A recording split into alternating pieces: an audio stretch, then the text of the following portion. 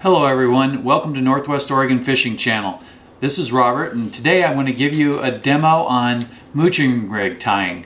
We're going to start with hooks. There's a lot of different hooks you can use. I really like to use one particular brand, and it's the Gamakatsu's. They have a type that I like that I've been using over the last year. It's called a Big River. It has a nice little bend in it, so it really, when you're using a barbless hook, you need all the help you can get, and I really feel like that bend just kind of sits into the fish's mouth once he hits it. And then there's some other hooks here that I've been known to use, and I'm not, against any of these types of hooks. When you look at things like octopus hooks and stuff like that, there's a lot of different ones that you can use. There's a few different brands, and I have nothing against any of these other brands. I've just had a lot of luck with the one that I use, and this one here is one of the most expensive ones, but it is probably the sharpest one. Every time I have stuck myself with a trocar, it hurts and it goes in. So make sure that when you're working with them, if you're going to do barbless, that you debarb them right away, just in case.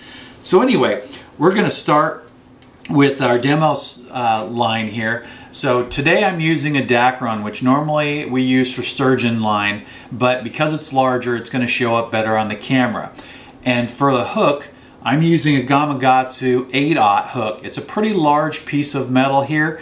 Only thing I would use this hook for would be sturgeon fishing, but in this demo, it's going to work out really well because you'll be able to see it. So first thing that we're going to do is that we cut our piece of line to length. Normally I would cut a piece of line to 6 foot long. When you buy a pre-packaged Gamakatsu solid tie or most other brands, they're going to be in 6 foot long lengths.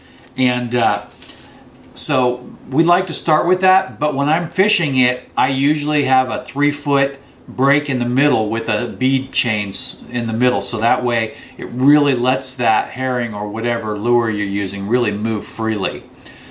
First thing I'm going to do is I'm going to insert the line through the eyelet on the way down, so it's coming down like this, and then I'm going to pinch it with my fingers up against the hook with the hook facing upward, and then I'll pull the line tight up and then push it away from me over the top around the eyelet, and then 1, 2, 3, 4. This is just a basic egg loop, so if you're going to actually use it to make an egg hook, then what you want to do is you want to come around a few more times. That way you'll get a little bit more line to play with on your egg loop.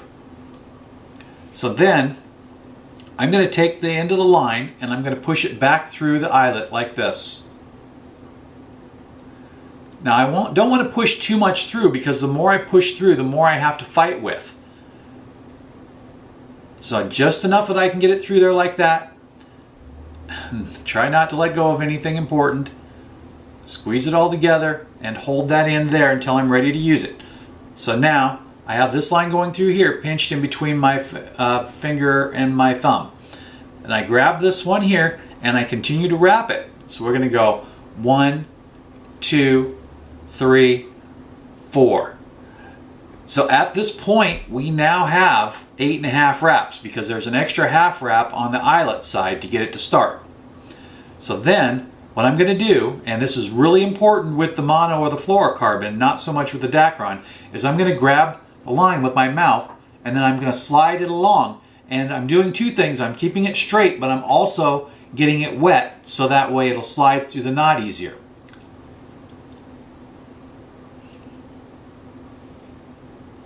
After I do that, I'm going to continue to hold that in my mouth, but then I'm just going to pull on this tagline until it tightens up.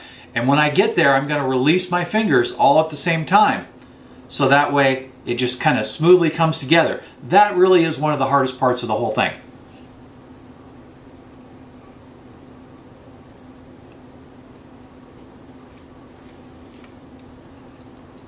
So right when I came to the end, I released the line and then pulled it tight, just like that. Now we have the tag end here, and we have to cut that off, otherwise it'll damage your bait when you're inserting it through there. So I just try to get my scissors as close as I can to it. Other people use fingernail clippers or whatever. Get as close as you can. That amount right there, which I don't know if you can see that in the camera, is too much and it would cut through the bait. So you'd want to be closer than that in your final product. So then we have this one hook, and if we wanted to go sturgeon fishing, we're ready to go just like that. However, we want to tie this for salmon. So the next thing we're going to do is get another hook, hold it straight up, and push the line through from the bottom up. And then slide the hook down and measure the hook at 6 inches. So I keep a tape measure on my table so that way I know that it's eyelet to eyelet is 6 inches, and that's for fishing a larger green label herring. If you're going to use something smaller, then you'll want to get a little bit closer. If you're going to use something bigger, then 6 inches or even 8 inches is possible, like for let me see, a purple. But anyway, so there we go. We're 6 inches apart now.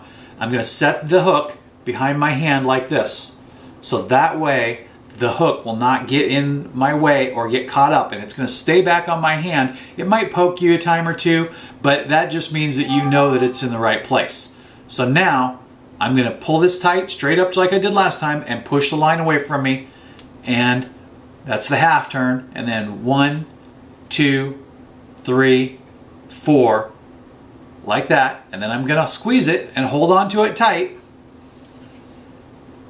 and put the line back through the eyelet like that.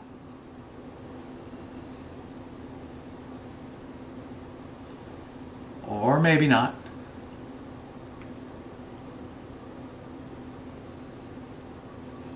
Okay, there we go. Got it through the eyelet. Got a couple of inches there. I don't want any extra out there that I don't have to have out there, because it's just line that I'm going to have to fight with when I'm twisting. So now I've got enough out there that I can do this, and then I'm going to release that there, and I'm going to wrap it again. 1, 2, 3, and 4. Straight down. Keep it as tight as possible. Give this a little pull. Okay, now I'm going to go ahead and wet the line,